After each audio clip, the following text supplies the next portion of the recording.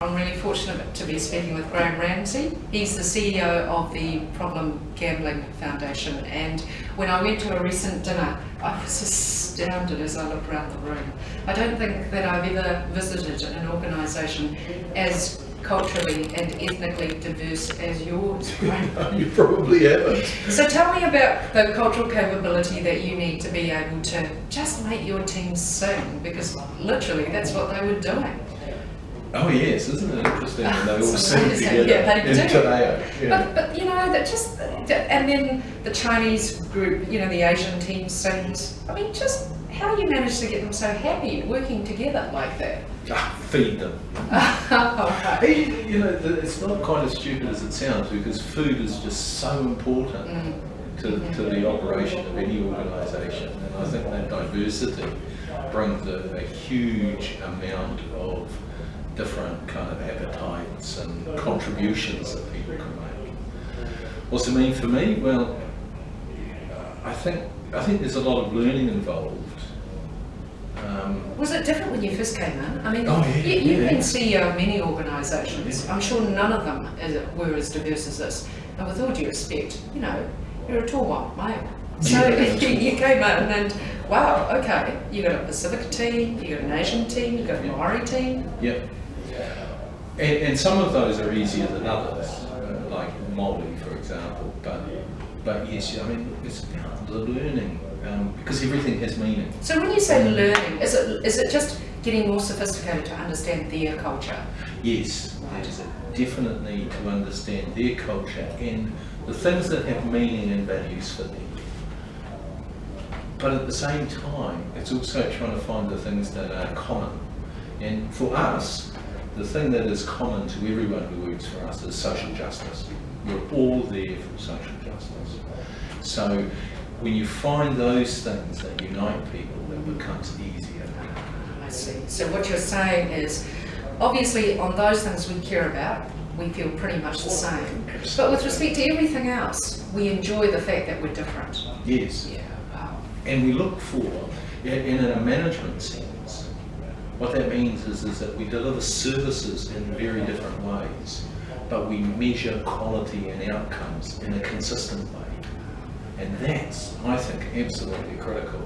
Because I think we're moving away from this idea that to deliver services to, say, Māori or Asian, we need a kaupapa Māori service that stands alone as part of a Māori organisation. To deliver services to Asian, we need that. Actually, what we don't, we need infrastructure, we need economies of scale, and we need consistent and good systems. So if we get that in place, it allows us to operate in diverse ways and really explore and utilise that diversity, while being able to support and demonstrate the value of what we're doing. Okay, a couple of big questions. So pretty much do you leave them to it, the team leaders to it, and also you're recruiting from the market to service the market, right? Yes. So it's Asians, you know, clients, and sometimes Asian clients don't want Asian people to counsel them, but sometimes they do. Yep. So, you know, both of those are quite difficult things to balance. It's funny, isn't it? Because while we are recruiting for specific markets, it also means that we're open for all sorts. I mean, you know, we've got a lot of Americans working for us as well. I don't know how that actually happened, but I think diversity attracts diversity, and that's got to be a good thing. You know, I think there are lots of benefits to very diverse organisations. There's some really interesting research that says that employees are attracted to working for organisations which are more diverse. Oh, I agree with that. I think that's absolutely our experience. Absolutely. You know, it just adds to a richness of what's happening within the organisation. And what have you personally had to do? Because you're a very successful CEO of this organisation. I mean, they love you. I saw all of that. It was lovely. I just saw this outpouring of love, and a very happy organisation. I thought, well, you know, this is not bad going. So how did you upskill yourself so that you've become a pretty culturally competent leader of a very culturally oriented organisation? That's a difficult question to answer. I mean, I think the fact that I've travelled quite a lot is important, and I think the fact that I spent quite a long time studying Te Au Māori and Te Reo Māori kind of opens your mind to being able to look at things through a different lens. And then it's a case of having some really good, capable people both working alongside you, on your board, and below you, who can help guide you through all of the hidden meanings and the things that are important for you to do, you know, like iron your shirt. Really?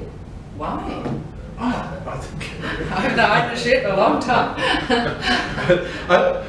It's a little flippant, but I think that whole sort of just looking for those things that have meaning, looking for what gives value to people, looking for what motivates, and all of which differ. You know? And so who doesn't like unironed shirts?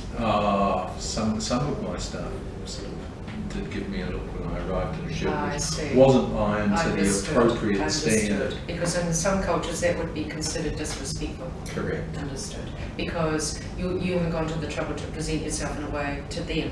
Yeah, that sounds very Asian to me. It's very Asian to me. It's very Asian. Yes. But you know, there are things that have meaning in different cultures, which are very important to kind of understand. And often, as a white middle-aged male, we bumble through these things without seeing I or think the reason understanding. why you're successful is because you're open and you're flexible. I reckon that's why they love you so much, because the reality is, you know, it's hard.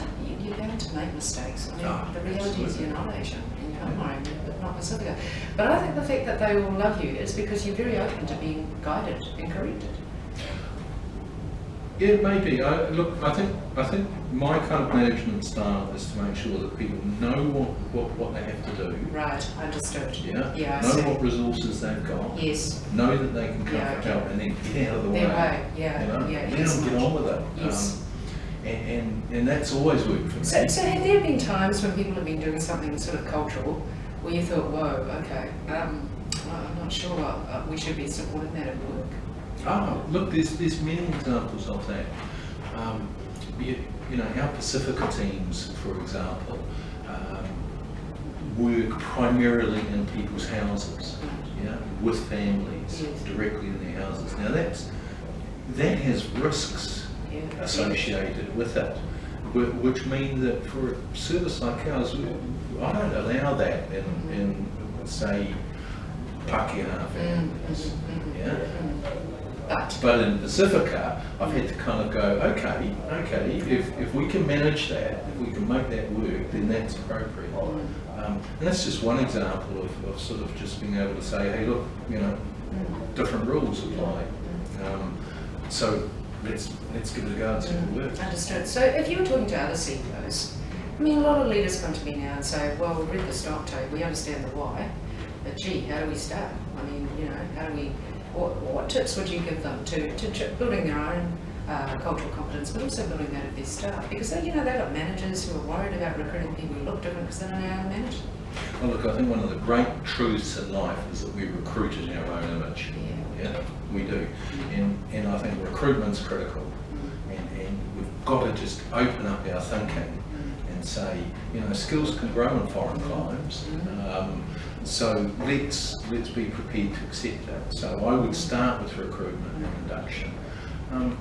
Yeah, that would be my beginning. Yeah, understood. So when you look around you at the very many organisations that you work with, you know, do you see a growing cultural capability and competence in the leadership of, you know, the leaders that you deal with? I think it's a pretty mixed bag still. Okay. And I think in some organisations really are taking that message and running with it. And others are kind of still stuck in the stereotypes that you know, that were so prevalent 10, 20 years ago. Do you see a time when cultural competence is, you know, everyone's going to understand that it's just a must-have?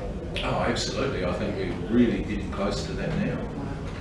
And as particularly our Asian communities continue to grow and expand and to permeate all aspects of life within this city and throughout New Zealand, then I think it's a no-brainer. It's absolutely a no-brainer. Have you noticed it? You must have noticed it at your coalface.